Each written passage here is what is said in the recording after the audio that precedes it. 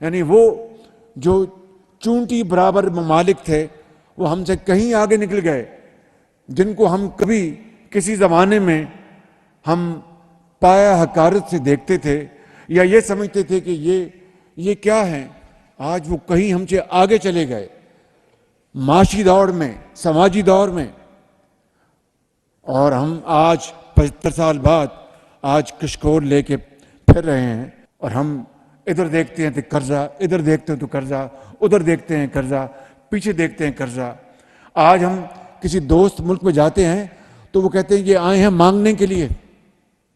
Government ने कभी भी कोई खास सपोर्ट नहीं दिया, कोई जिसे कहते हैं ना टारगेटेड ट्रेनिंग, बाकी मुल्कों में टारगेटेड ट्रेनिंग ऑफ एथलीट्स वो यहाँ है ही नहीं, वो कॉन्सेप्ट ही यहाँ नहीं है। पहली बात ये है। अच्छा, दूसरी बात ये है कि जैसे मैंने अभी बताया कि सारा जो यहाँ स्पोर्ट्स का सिलसिला है उसमें प्राइवेट सेक्टर इन्वॉल्व नहीं है, तो गवर्नमेंट सेक्टर इन्वॉल्व है। दुनिया में private sector is involve in sport, यहाँ government sector is involve in sport, इसीलिए you have all these problems. जो आप देखें खिलाड़ी जो है वो इधर उधर घूम रहे हैं, उनको कुछ पता नहीं है कि हमने क्या करना है। फेडरेशन जो है वो मुसलसल पिछले 20 साल से सियासत का शिकार है। हुकूमत पाकिस्तान की कोई दिलचस्पी नहीं। और देखें जो लोग आए हुए हैं, आते हैं जो फेडरेशन के प्रेसिडेंट और सेक्रेटरी हैं, मेरे ख्याल में वो इतने उनको पता ही नहीं कि स्पोर्ट्स क्या चीज़ है, खिलाड़ियों को क्या तकालीफ है, क्या फैसिलिटी हो, ग्रूमिंग किस तरह हो, कैंप किस तरह लगे, 18, 20, 21 की टीमें कैसे बने। सर जब 20-20 साल तक अगर फेडरेशन या एसोसिएशन के जो चार्ज एक शख्सियत के पास होगा तो वहाँ पर बेहतरी की क्या तवक्को की जाए। अब हम क्या समझें ज़ाहिरा, अब आपने खुद हमें नंबर्स बता दिए कि न्यूजीलैंड की आबादी कितनी है, वहाँ से एथलीट्स कितने, तो क्या हमारी एक तो हमारी फोकस इधर नहीं है, हमारी प्रायोरिटी स्पोर्ट्स नहीं है। अब आप उन स्पोर्ट्स को तो छोड़ दें, जैसे हॉकी हो गया, क्रिकेट हो गया, ये जो हमारे स्विमर्स हैं, इंडिविजुअल जो स्पोर्ट्स होते हैं, क्या हमारे पास टैलेंट नहीं है या टैलेंट हंट करने के लिए कोई इवेंट के इनेकाद नहीं होते, उसको पॉलिश नहीं किया जा सकता, फैसिलिटीज तो बहुत बाद में आ जाती हैं।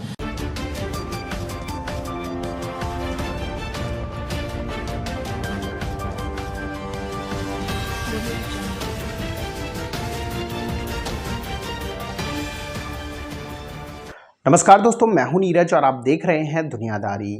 दोस्तों ये बात तो हम सभी जानते हैं कि कॉमनवेल्थ गेम 2026 प्रेजेंट टाइम में चल रहा है और कॉमनवेल्थ गेम 2026 में भारत का शानदार प्रदर्शन लगातार जारी है।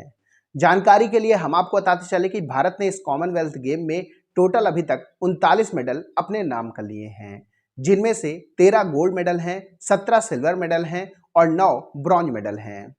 तो वहीं दूसरी तरफ पाकिस्तान ने इस पूरे कॉमनवेल्थ गेम में केवल एक मेडल अपने नाम किया है और वो है ब्रॉन्ज मेडल। पाकिस्तानी एथलीट्स की इस खराब परफॉर्मेंस को देखकर एक बार फिर से पाकिस्तानी मीडिया ने पाकिस्तानी स्पोर्ट्स फेडरेशन और पाकिस्तानी गवर्नमेंट की जमकर क्लास लगाई है। पाकिस्तानी मीडिया ने कहा कि इतना बड़ा डिफरेंस और फिर हम मुकाबला करते हैं इंडिया का, इससे एक बात तो समझ में आती है कि अब हमें इंडिया से मुकाबला करना छोड़ देना चाहिए। इंडिया हमसे बहुत आगे निकल चुका है, हर फील्ड में हम इंडिया के आसपास भी अब नहीं ठहरते हैं। पाकिस्तानी मीडिया ने कहा कि हमें सोचना चाहिए कि कैसे आखिरकार इंडिया 39 मेडल लेकर आ रहा है।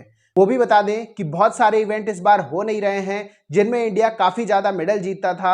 यही रीज़न है कि इस बार इंडिया के मेडल थोड़ा सा कम हो गए हैं। अदरवाइज इंडिया ने इस बार जिस तरीके से परफॉर्मेंस करके दिखाई है, यह कहना बिल्कुल भी गलत नहीं होगा कि अगर पूरे इवेंट होते तो इंडिया इस बार 70 या 75 प्लस मेडल तो जरूर लेके आता।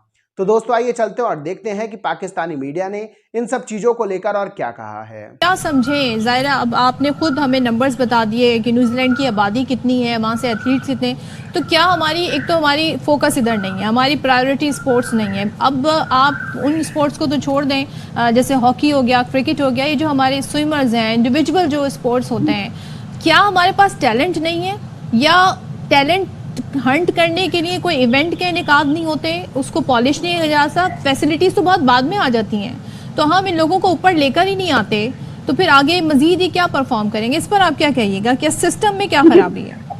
Pakistan is a country of raw talent. जो आपके पास टैलेंट आता है ना, वही आप आगे जाके शोकेस कर देते हैं। आपके पास कोई नर्सरी नहीं है इनकी इम्प्रूवमेंट के लिए, इनको फैसिलिटीज देने के लिए। मैंने अभी जो आपको एग्जाम्पल दी है कि खुशहाल ममालिक में क्या सिचुएशन है, तो वहाँ इनको बेसिकली बिल्कुल प्रोटेक्ट किया जाता है कि इनको खाने, कमाने, घर चलाने ये वाले इश्यूज ना हो। सबसे पहले तो जब आपको सुकून होगा ना फाइनेंशियली, तभी आप किसी गेम पे एक्सेल कर सकते हैं। अच्छा। आपका फोकस उस तरफ होगा।